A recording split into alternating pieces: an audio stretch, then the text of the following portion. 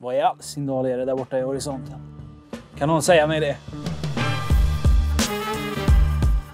Ja, hej och välkomna till Inet. Det är jag som är Johan och idag står jag här med Asus senaste gamingskärm.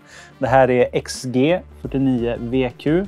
Och detta är ju som ni ser en relativt bred skärm, skulle jag faktiskt vilja vara modig nog att påstå. Den är 49 tum, har bildförhållandet 32:9 och upplösningen 3840 x 1080.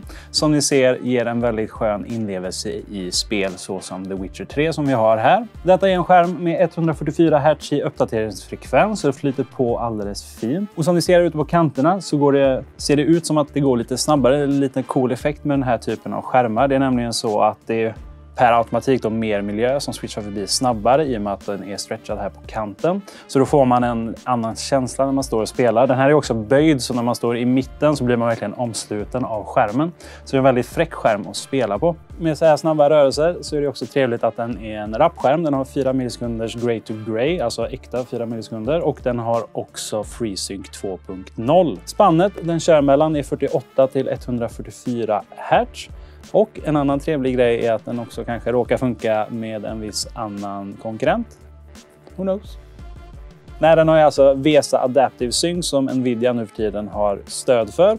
Vi har testat och det har funkat för oss i alla fall. Vi har kollat på nätet och det har även funkat för andra. Men det är ju inte en garanti på det sättet utan det är bara en extra bonus. Så räkna aldrig med det, men ja, mycket tyder på att det funkar. En annan trevlig grej med den här skärmen som vi ser lite tydligare när man tittar upp mot himlen, det är att molnen är väldigt fint ljusa. Den har nämligen HDR. Det är förvisso HDR 400 så är det den lägsta nivån kan man säga. Och det är att den är väldigt ljusstark, den har 450 nits. Men den har inte local dimming som de högre HDR-rankingarna har. Men det är fortfarande en väldigt, väldigt trevlig bonus att få på en sån här stor skärm. En annan trevlig bonus med den här skärmen är att det är en väldigt färggrann VA-panel.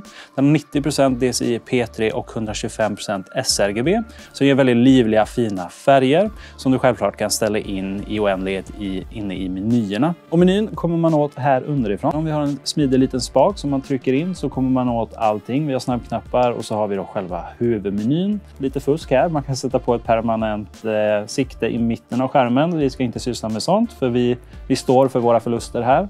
Ja, och så har vi också våra olika funktioner såsom Adaptive Sync och HDR. Och sen våra vanliga standardgrejer. Men en sak som är rolig med den här Picture by Picture är att vi kan ha 3 stycken olika källor. Till exempel om du vill sitta och spela på en konsol, ha inne en laptop och köra din PC samtidigt. Kan du då välja 3 olika källor om du till exempel vill sitta och spela på Xboxen och samtidigt ha Twitch igång på PCn och så vidare. Men använder du inte Picture by Picture så kan du njuta av att den är stor nog som 2 stycken 27-tummare. Så vi har alltså 2 stycken 27-tum Full HD-skärmar här som sitter ihop i mitten. Så man får helt otroligt mycket yta att leka med andra ord. Men skärmen är ju mer än en panel så vi tänkte även kika lite närmare på funktionaliteten och designen. Och vi kan väl börja med ergonomin. Trots att det är en så enormt stor skärm så går det faktiskt att justera lite grejer. Bland annat så kan man rotera hela skärmen. Det är 16 grader åt vardera håll. Sedan så går det även att luta upp den. Vi har 20 grader och så har vi 5 grader inåt om du av någon anledning sitter under skärmen och tittar uppåt. Tyvärr så har de ju inte inkluderat pivot. Det tyckte jag var lite beklagligt faktiskt.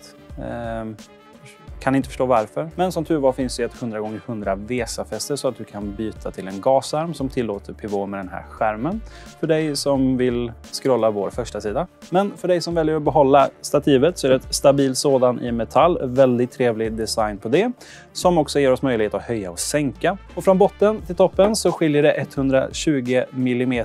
Så det finns gott om möjligheter att justera hur man vill ha den. Och nu när vi ändå är här vid stativet så kan vi kika lite närmare på det. Som vi ser här i botten så är den gjord av metall. Men den har också plastdetaljer som är högblanka för att ge den här distinkta Asus ROG-designen som de har börjat använda på sina skärmar. Och följer vi uppåt här så ser vi att vi har kablar som både kommer in och ut. Det är nämligen en tunnel rakt igenom stativet för att dra kablarna bakåt så att vi slipper ha kablarna släpandes på bordet. Och i övrigt så är den väldigt avskalad och läcker baksida. Det är bara mattgrå plast som täcker hela baksidan och vi har ingen RGB, vi har subtila loggor.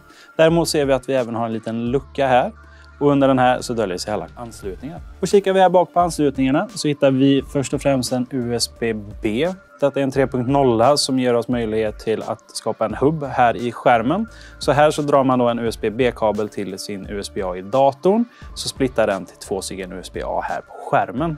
Den ena hittar vi direkt här bredvid. Men den andra hittar vi faktiskt under till så att vi får direktanslutning direkt under skärmen. Till exempel om man vill stoppa in ett USB-minne eller någonting snabbt så har man då möjlighet att göra det här. Och fortsätter vi att kika på våra anslutningar så ser vi att vi har dubbla HDMI 2.0. Hoppar vi över till andra sidan mitten så hittar vi en DP-kabel, en 3,5 mm och vår strömanslutning. Ja, så det här är ju en skärm för dig som framförallt är ute efter en annorlunda och väldigt häftig spelupplevelse. Den här kommer passa utmärkt till exempel till rollspel, äventyrsspel och bilspel. Men i till exempel e-sportspel där det är styrt hur brett det får vara så att man inte får några oschyssta fördelar så är det ju inte den perfekta skärmen för det. Då kanske ni ska kika på, till exempel Asus har ju en 24-27 tum 240 Hz istället.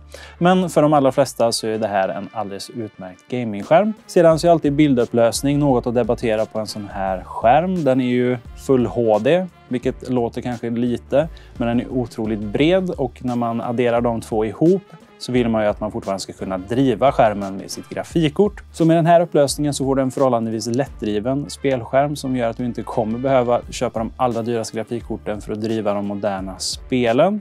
Vilket ger dig då bättre möjlighet till att få riktigt bra spelinlevelse. Så det är inget konstigt att de här skärmarna finns i den här upplösningen. Och när du inte spelar så har du ju fortfarande ett väldigt trevligt bildförhållande. Till exempel kan du ju nyttja bredden på breda filmer och så får du ju väldigt bra möjligheter till multitasking tack vare den bredden du får. Och är du ute efter att uppgradera till Asus XG49VQ så hittar du den i länken nedan. Så vill jag även höra kommentarer vad du tycker om den här skärmen och om det är en skärm för dig.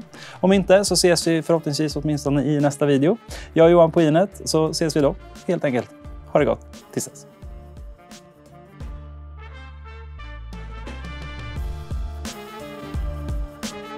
Värt att tänka på också att det är bred så åt helvete skärm också. Den är typ 1,20 bred. Så ta det i beaktning.